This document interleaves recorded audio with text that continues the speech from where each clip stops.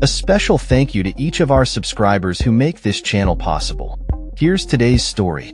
In a bold and controversial move, Pope Francis has once again entered the political arena, this time focusing on the ongoing conflict between Israel and Gaza.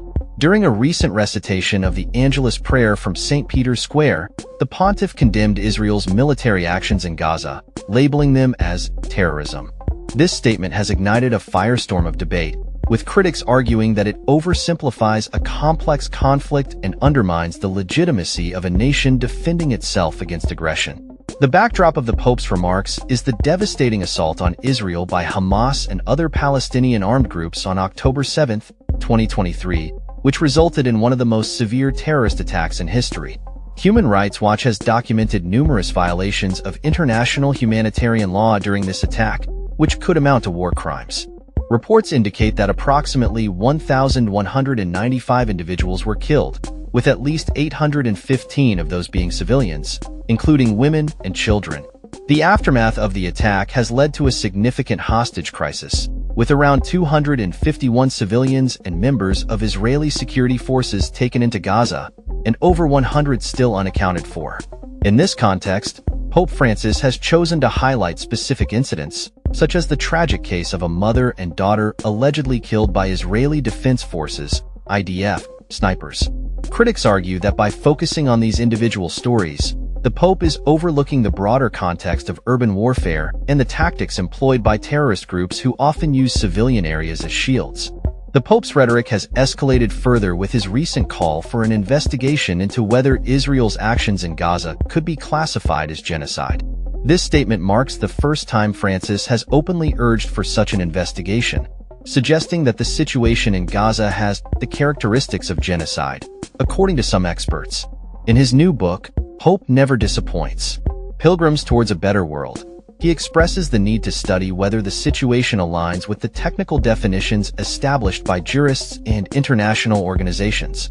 This call for investigation comes on the heels of a UN committee report that accused Israel of actions consistent with genocide, including using starvation as a weapon of war and implementing policies that may amount to genocide. The report highlights the dire conditions faced by Gaza's 2.3 million residents, particularly regarding access to essential resources like food, water, and medical care. Since the start of the conflict, the Palestinian Health Ministry has reported staggering casualties, with at least 43,850 Palestinians killed and over 103,740 wounded as a result of Israel's military actions. The committee's findings also point to discriminatory measures that maintain a separation between Palestinians and Israeli settlers, raising concerns about racial segregation and violations of international law. In response to the Pope's comments, Israel's ambassador to the Holy See, your own side man, took to social media to defend Israel's actions, stating that the country has exercised its right to self-defense following the genocidal massacre on October 7th. He argued that any attempt to label Israel's military response as anything other than self-defense is an unjust attack on the Jewish state. Pope Francis has consistently called for a ceasefire in Gaza, the release of hostages, and increased humanitarian aid to the region. His remarks have sparked a significant backlash from various quarters, with many arguing that his statements could further inflame tensions in an already volatile situation. The conflict between Israel and Palestine is deeply rooted and complex, with decades of history contributing to the current state of affairs.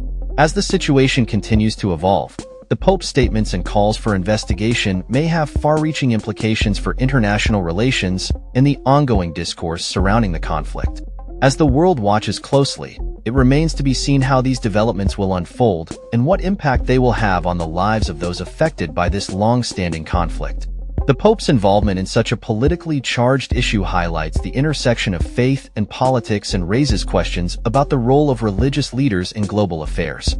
In a time of crisis, the call for peace and understanding is more crucial than ever, and the Pope's words serve as a reminder of the need for dialogue and resolution in the face of violence and division.